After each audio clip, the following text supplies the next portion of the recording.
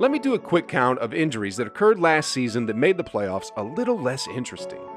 Kyrie Irving, James Harden, Kawhi Leonard, Klay Thompson, and Anthony Davis make the NBA all-injured first team.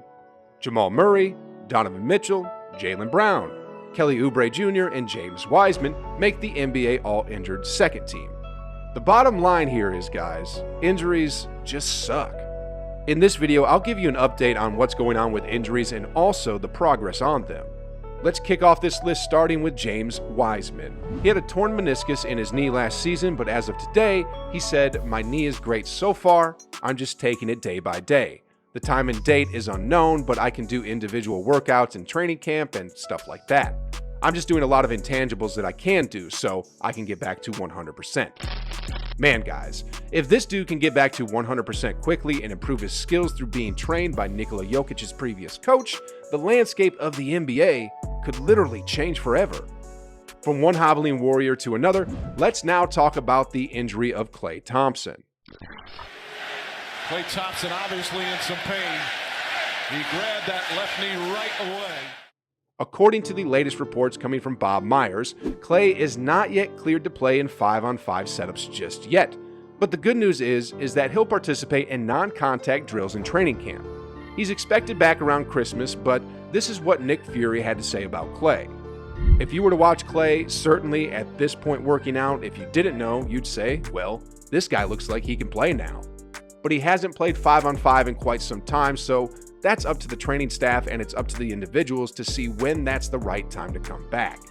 But we'll tell you, I just don't have the exact answer to those questions yet. And the crowd just went a little quiet.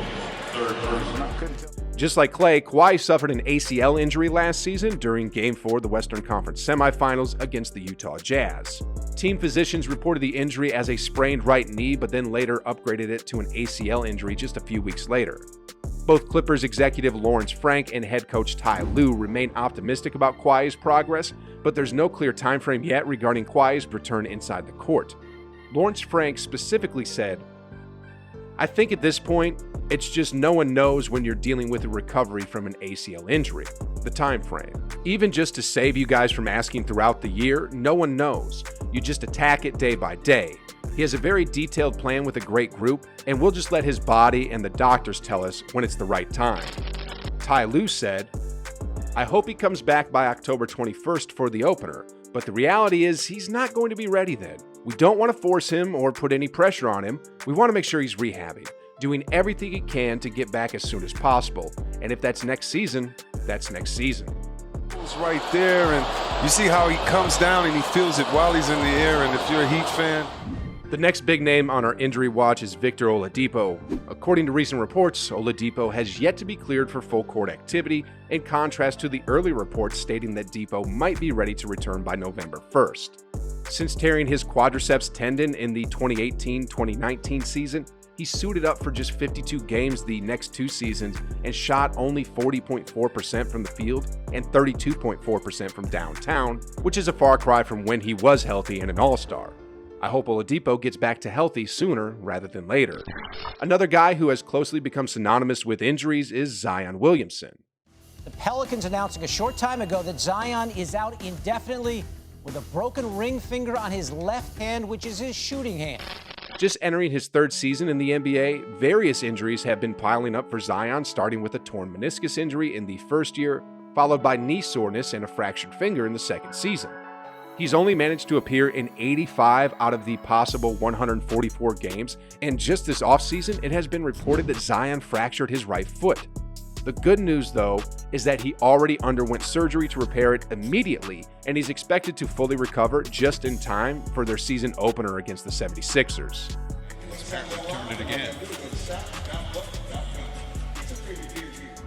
Aside from Zion, Mitchell Robinson is also another big man who fell prey to injuries. Robinson's injuries are well documented, and the fourth-year big man is still in the recovery phase after fracturing his right foot, which ultimately ended his season last year. But on the bright side of things, Tom Thibodeau said that Mitchell is doing his best and doubling his efforts so that he can be with the team as soon as possible. It's encouraging because each day he's doing more and more, Thibodeau said, and he's feeling really good, which I think is important. He's put a lot of time into film study, and he's done things where he was sitting in a chair and handling the ball, shooting out of a chair, stationary shooting, from shooting, cardio in the pool, cardio on the bike, and as you guys can see the physical difference, he's doing a lot of strength training. From New York, let us check out some injury updates in Orlando, particularly involving Jonathan Isaac and Markelle Fultz. Isaac grabs his left knee.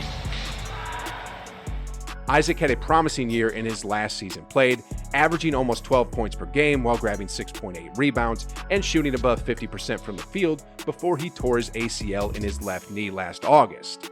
The good news is that he seems to be out of the tight spot and seems really healthy as he makes his way to their season opener.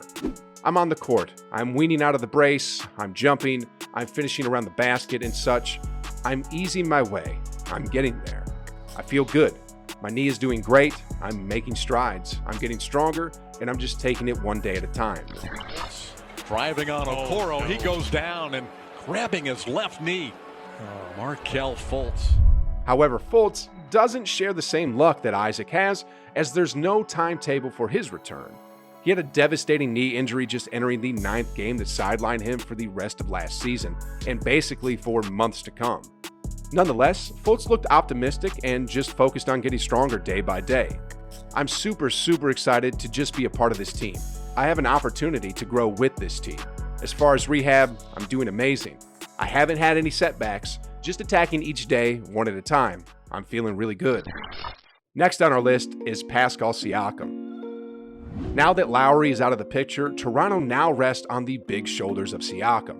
Ironically, Siakam injured his shoulder last season, but the good news is he underwent successful surgery last July and is set to return sometime in early November. Though Siakam still isn't cleared in doing full contact practice, he has been allowed to do 1-on-0 workouts at the Raptors facility. Raptors GM Bobby Webster also decided that despite the setback, Siakam looks really in shape and ready to go. He looks good. He's in a really positive headspace. I think he's happy and ready to go. Moving over to the Atlanta Hawks camp, it has been reported that Kevin Huerter, Bogdan Bogdanovic, and Clint Capella won't be full participants in training camp due to ankle, knee, and Achilles issues. Per reports, however, Huerter and Bogdanovic are expected to be at 100% for the start of the season, whereas for Capella, it'll probably take a little bit longer. Next on our injury watch is Coby White.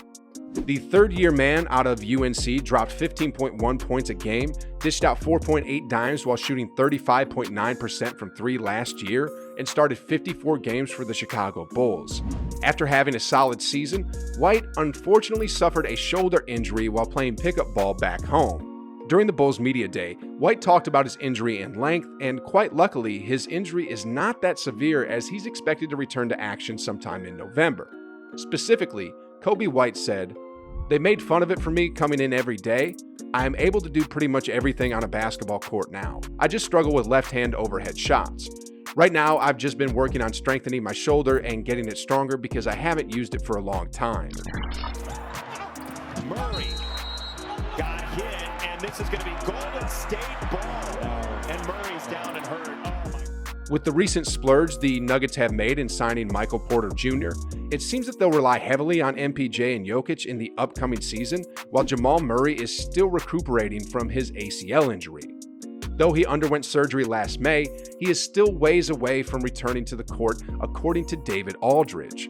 But despite having no specific timetable for his return, the Nuggets seemed very happy with Murray's progress in rehab. Looks like it's Giannis grabbing that that left knee. Oh no. After hyperextending his knee back in Game 4 of the Eastern Conference Finals against the Hawks, Giannis admitted in a recent interview that he's still not 100%, but he has to put the work in so he'll be back in tip-top shape in no time. I feel good. Obviously, I gotta do my treatment like always, take care of my body and just manage it. There's no rush for me here. I'm good to go. But if I feel pain again, or whatever the case might be, I have to listen to my body. When you feel pain, it's your body telling you. It's protecting you. You can't go anymore. I've played through pain. I don't think now is the time to risk that. It's too early in the season, but at the end of the day, I feel good physically, mentally. I'll do whatever I have to do to be 100%. Let's just hope in the upcoming season the players can stay healthy and we finally see a playoff performance which has every team at 100%. In the meantime, do you guys remember how good Klay Thompson was prior to his injury? If not, click right here. Look guys, the man was a cold-blooded murderer on the court, and in this video, I show you just how much of a beast the dude really was. Click the video guys, watch it, and like always, I'll see you on the other side.